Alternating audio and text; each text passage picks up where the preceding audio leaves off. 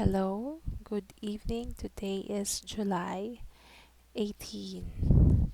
Oh, July 17. And it has been a long time since we last did our Didake reading for life of update. Friends of mine, so um, one just came home from Cambodia. Two of them actually, they are sisters, very close friends of mine. We've been friends since um, 2007, I think. And the other one is a childhood friend. She is working in Abu Dhabi for 9 years now, and she is currently home for the birthday of her Lola and for a vacation also.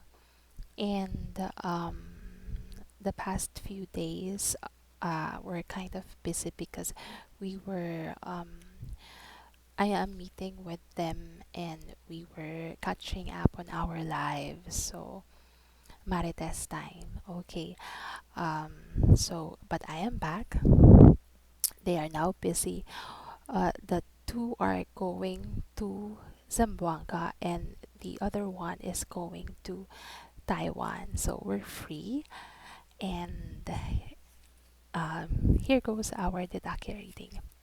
The title for today, Thursday, is At Peace. Come to me, all you who labor and are burdened, and I will give you rest. From Matthew 11:28. Um, Madalas ko tong na na nababasa, nakikita. Come to me, all you who labor and are burdened, and I will give you rest. Sa tuwing ako ay napapagod, nakakaramdam ng pagod, at maraming iniisip, no? Nababasa ko to, naiisip ko to. And I just call on to our Father and pray. And there are times I remember nung ma-opera ako dahil wala na po akong abdo. So naoperahan ako because I have gallstones. I was really afraid, scared. Um, so niyaya ko yung partner ko na magpunta sa Mount Carmel. Sa Carmelite. Ay, yes, Carmelite sa May Angeles City. So, mula nung bata ako, mula nung college ako, naalala ko kapag magulo or minsan wala ka lang mapuntahan, lagi yon simbahan, simbahan. Doon mo ako makikita. Doon nakakaramdam ako ng kapayapaan. Sa tuwing inahatid ko yung mga bata galing sa school early morning, yung panganay ko, that's 5 o'clock, 5 a.m. Open na yung simbahan, yung wala pang masyadong tao. So, pupunta ako doon, uupo lang ako, and feel the silence, yung quietness ng place, the holiness of the place. Mararamdaman mo na kahit isang saglit, kahit sandali lang, mararamdaman mo yung kapayapaan na parang, ganun siguro yun, no? Kaya siguro rest in peace kapag namamatay yung isang tao kasi payapa na, kasama na ng buong may kapal. Somehow, we get a little glimpse of that kapag nasa simbahan tayo. Pag i-feel mo talaga siya. Kasi sa labas, ang daming chaos, ang daming kaguluhan, ang daming iniisip, ang daming ganap. Pero pag nasa loob ka ng simbahan, magical kasi ikaw lang at siya.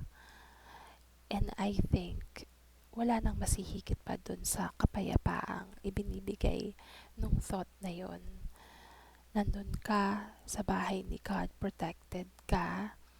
So, nasa umpisa pa lang po tayo. Pero okay, let's proceed with our article. I battled against depression years ago. Everything felt overwhelming: family, purpose, identity. Some days I couldn't even get out of bed. I would break down while working. I would stop on the side of the road while driving to cry and shout. But in those dark times, I found solace in the presence of God. Let me just cut kahit na hindi pa po tapos, no? In those dark times, I found solace in the presence of God. This is so true. Siguro lahat ng mga nakakilala or na-meet talaga si God sa buhay nila, dun nila masasabi na nakilala, na-meet nila si God doon sa mga darkest moments, dark times ng buhay nila. Dun sila nakakahanap ng kapayapaan pagkatapos ng kaguluhan. When finding God, dun nagkakaroon ng pagbabago. Okay, I would park outside a church and just stay in the car. I couldn't go in. And if I had the strength, I would go to an adoration chapel and face the Blessed Sacrament for hours. I would pour out my heart to God, shouting, crying, or listening. And each time, I emerge a little lighter, a bit more at peace. This is so true.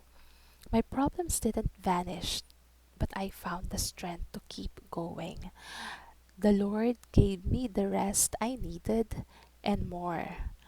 Just a note: aside from praying and going to God, I also went to professionals to help me.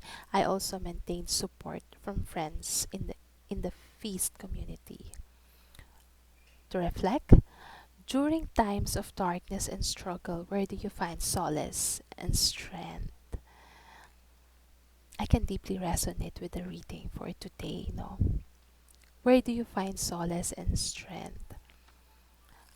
Ako, like I said, bago natin ituloy ito, sa simbahan lang talaga. At ito din isang sinabi niya, uh, Adoration Chapel and face the Blessed Sacrament for hours. May lugar po sa mga malapit dito sa taga Pampanga, no, sa may Dolores intersection, Our Lady of Sorrows Parish. Meron siyang chapel sa may left side. So napakaganda ng chapel, peaceful. Talagang nagpunta din ako doon. Umiyak ako doon. Umiyak ako doon. May moment kami doon ng anak ko, ng bunso ko. Niyaya ko siyang magpunta doon. And then suddenly, magkatabi kami. Nandito ako, nandito siya.